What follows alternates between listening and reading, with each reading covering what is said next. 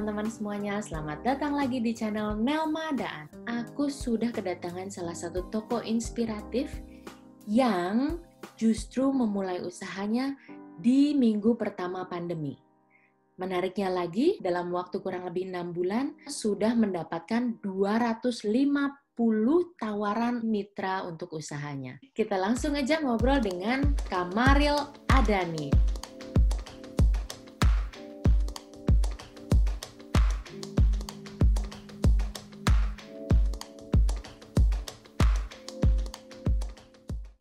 Ya, halo Mbak Nelma. Terima kasih udah undang saya ke acaranya Mbak Nelma. Aku juga terima kasih banyak. Aku tahu Mbak pasti sibuk banget ini dengan usahanya, masih nyempetin untuk berbagi cerita sama aku dan teman-teman di sini. Mbak, kamu baru mulai usaha ini justru di awal pandemi, di bulan Maret.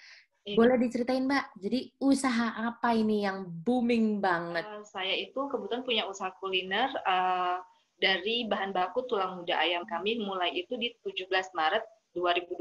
Jadi pas lockdown yang benar-benar lockdown banget. Alhamdulillah responnya tinggi banget ya Mbak Feda. Bisa dibilang harga kuliner tulang muda yang saya jual itu agak pricey gitu ya, tapi orang-orang selalu repeat order gitu Mbak. Ya Alhamdulillah sih, kayak ojek online mereka udah mulai speak, kami bisa gerakin lagi tuh Mbak. Nama usahanya apa Mbak? Boleh dikasih tahu? Iya, tulang muda ayam Kikiruyu. Tulang muda ya. Jadi yang dijual benar-benar tulang muda ayam. Kita kan jual si ayamnya gitu. Nah, ini tulang mudanya. Jadi boleh dibilang kamu nih sebenarnya mungkin yang pertama ya yang main di kuliner jenis tulang muda ini. Iya, kebetulan kami pelopor utama dan kami emang brand leader-nya Mbak untuk tulang muda itu di Indonesia. Wow. Jadi itu gimana cari bahan bakunya Mbak? Kayaknya sulit ya cari orang yang jual tulang muda tok gitu. Iya, itu sulit banget sih. Saya butuh waktu dari 2016 sampai akhirnya ketemu di 2020 juga tanpa kesengajaan gitu kan. Jadi kan dari 2016 udah cari ke sana, ke sini gitu kan, nggak dapat. 2020 keinget sama ide bisnis 2016, pengen buka tulang muda dan alhamdulillah dapat gitu Mbak dalam waktu 1 hari. Wow. Apa sih yang melatar belakangi kamu bikin usaha tulang muda ini? Saya itu pengen jadi pengusaha juga ya Mbak. Jadi emang dari kecil tuh saya pernah lihat postingan Bapak Sandiaga Uno gitu kan. Beliau adalah pengusaha sukses gitu. Jadi saya pikir apa sih pengusaha tuh ngapain aja sih? Kok kayaknya keren banget gitu ya. Nah makin kesini ya saya pengen jadi pengusaha yang bisa memberikan kontribusi pada Indonesia seperti itu. Jadi pengen membuka lapangan pekerjaan. Jujur setelah pandemi ini saya lebih ngelihat bukan tentang duniawi aja ya. Dulu mungkin kita lebih mikir pengen jalan ke sini, jalan ke sana gitu kan. Tapi setelah pandemi ini saya lebih berpikir bagaimana saya bisa membantu Indonesia. Jadi bisa berguna untuk sesama seperti itu, Mbak. Wow. Dan pastinya kamu juga penyuka tulang muda dong?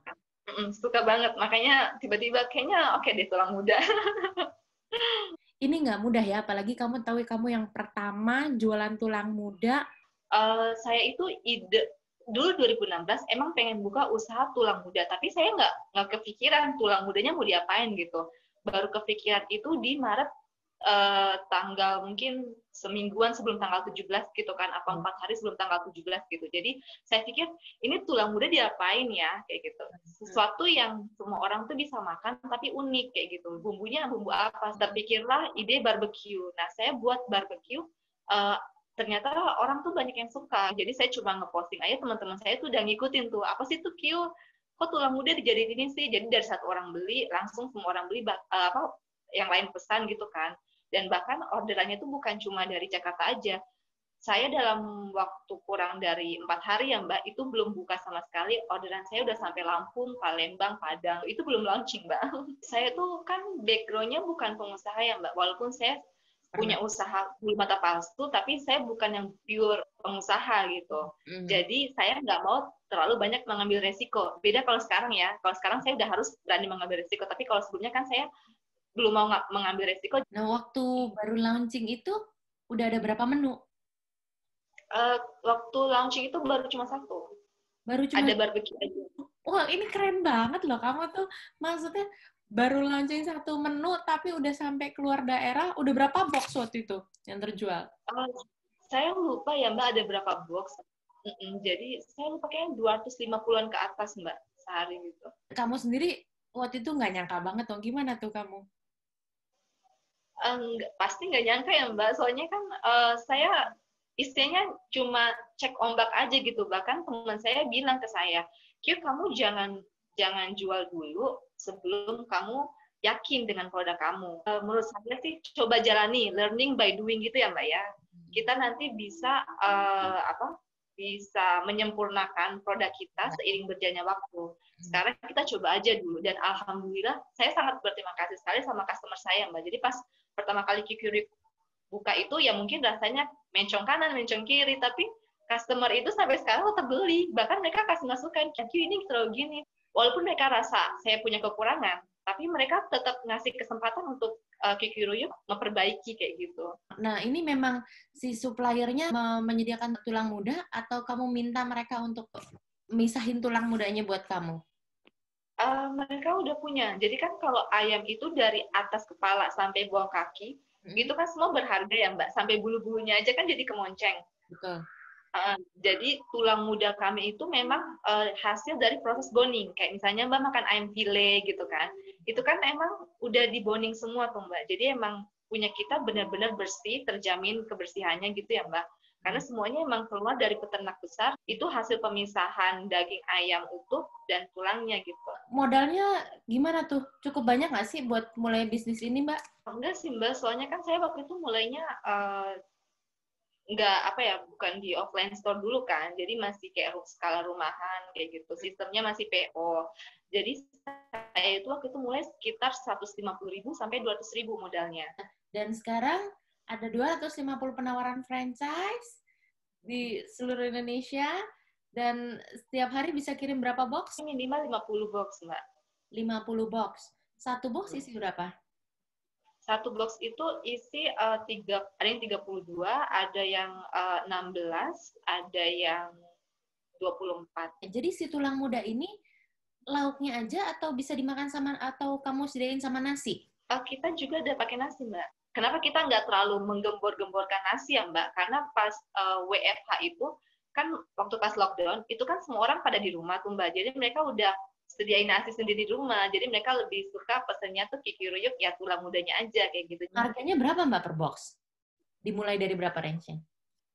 Range-nya itu kami dari 26.800 sampai ke 88.000. Itu waktu itu bisa dapat banyak penawaran franchise masuk tuh gimana? Karena kan saya suka ngepost, dan alhamdulillah kan mereka tahu track record-nya gimana, karena saya suka ngepost yang pesan tuh banyak gitu kan. Akhirnya ada teman saya yang bilang, Q saya mau ya buka di Purwokerto satu, itu dalam waktu 3 hari Mbak. Nah setelah itu dalam waktu yang sama juga ada yang mau buka di BSD. Jadi udah mulai satu-satu, jadi sampai sekarang tuh lebih dari 250 sih yang udah tawar. Sekarang udah ada di mana aja? Ada di BSD, ada di Trans TV, area perkantoran Trans TV, terus ada di Jakarta Barat, sama ada di Karawang.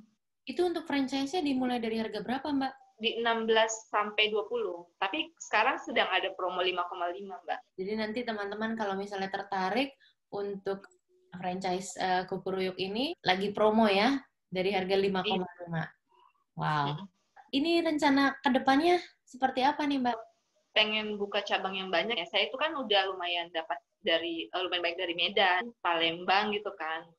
Ini gimana caranya supaya saya bisa penetrasi ke pasar sana gitu, dan pengennya sih brand QQ ini semakin kuat karena memang kami itu kan sebagai brand leadernya gitu ya Mbak. Wow, kedepannya mau menjangkau seluruh Indonesia ya. Backgroundnya kamu boleh diceritain nggak? Karyawan swasta, saya di sekretaris Mbak. Oh, sekretaris direksi. Wow, terus karena panggilan hati kamu mencoba bisnis ini gitu ya? Iya. Bisnis ini dulu si ayam dulu atau bulu mata palsu itu dulu? Bulu mata palsu dulu. Jadi bulu mata palsu itu dari 2017.